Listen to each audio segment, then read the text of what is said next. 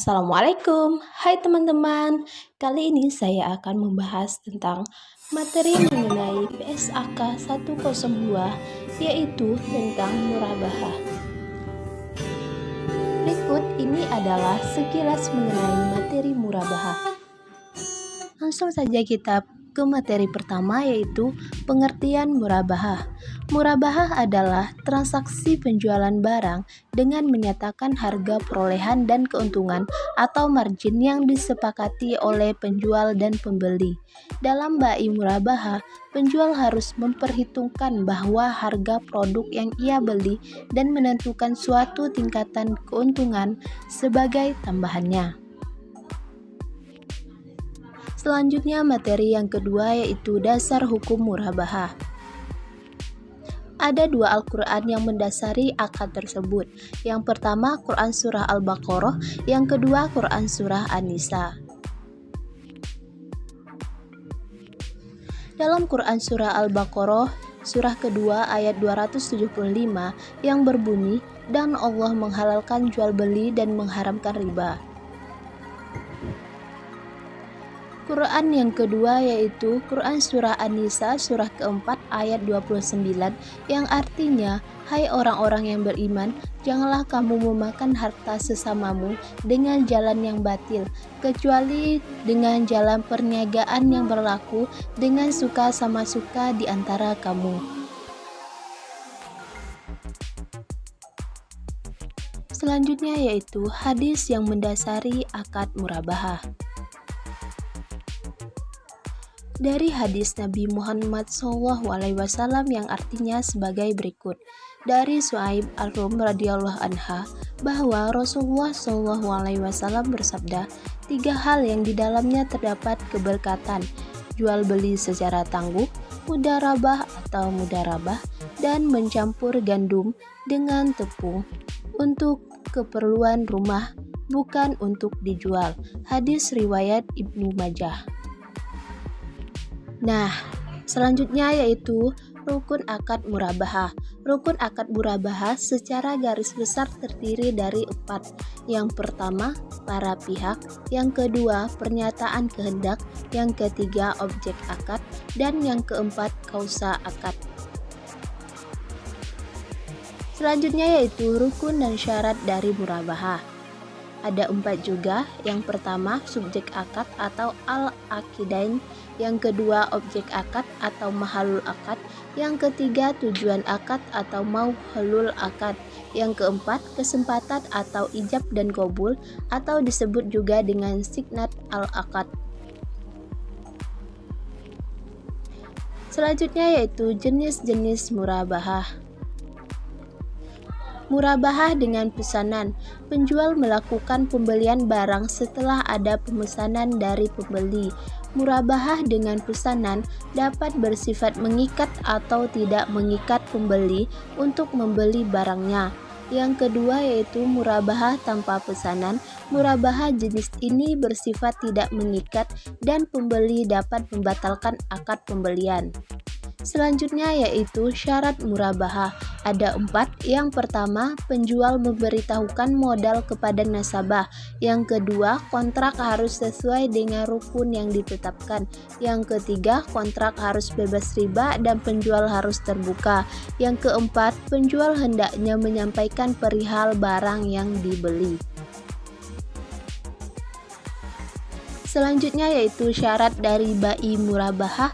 Ada 4, harus digunakan untuk barang-barang yang halal, barang najis tidak sah diperjualbelikan, dan barang buka larangan negara. Yang ketiga, penjual memberitahukan biaya modal kepada nasabah. Yang keempat, kontrak pertama harus sah sesuai dengan rukun syariah. Selanjutnya yaitu objek jual beli. Objek jual beli yang boleh dan sering digunakan adalah barang-barang seperti mobil, motor, elektronik, furnitur.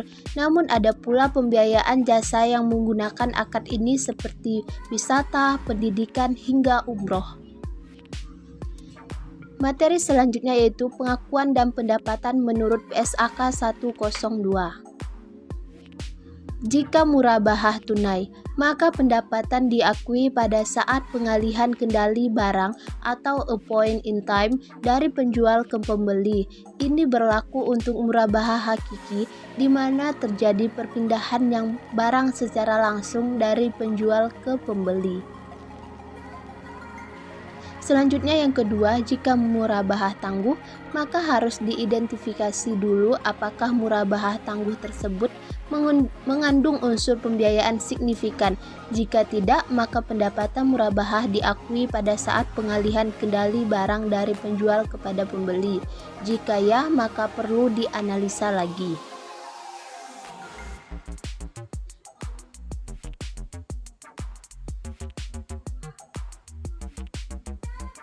Selanjutnya yaitu mekanisme transaksi murabahah sederhana antara pembeli dan penjual.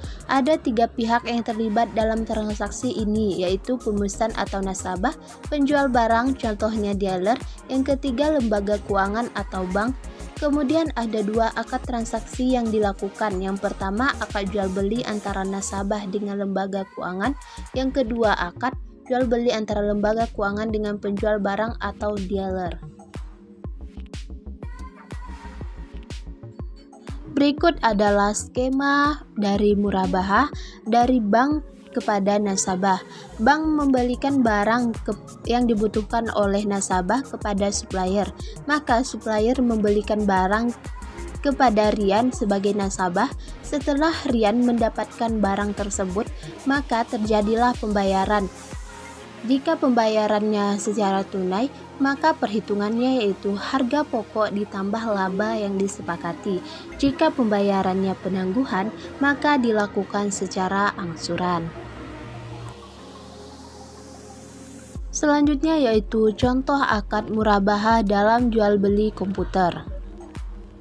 Ada seorang pedagang eceran membeli komputer dari grosir dengan harga 10 juta.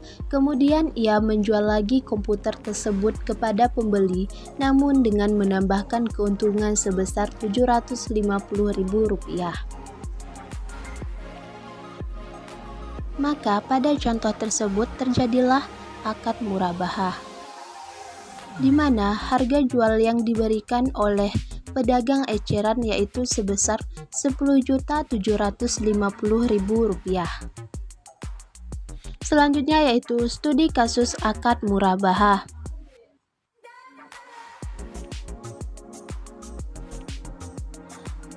Pada tanggal 1 Januari 2021, Bank Syariah Indonesia atau BSI sepakat melakukan transaksi jual beli dengan nasabah Zira atas mobil Avanza dengan harga pokok 250 juta ditambah dengan keuntungan yang disepakati sebesar 35 juta. Harga jual disepakati yaitu sebesar 285 juta, sehingga pembiayaan oleh Bank Syariah Indonesia atau BSI. Buatlah jurnalnya.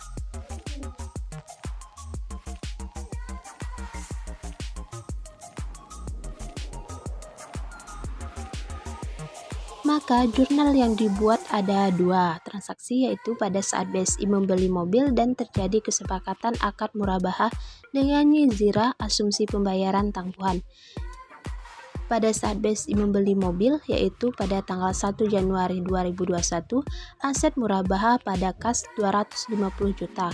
Dan yang kedua terjadi kesepakatannya, piutang murabahahnya Zira 285 juta pada keuntungan murabahah tangguhan 35 juta dan aset murabahah sebesar 255 juta.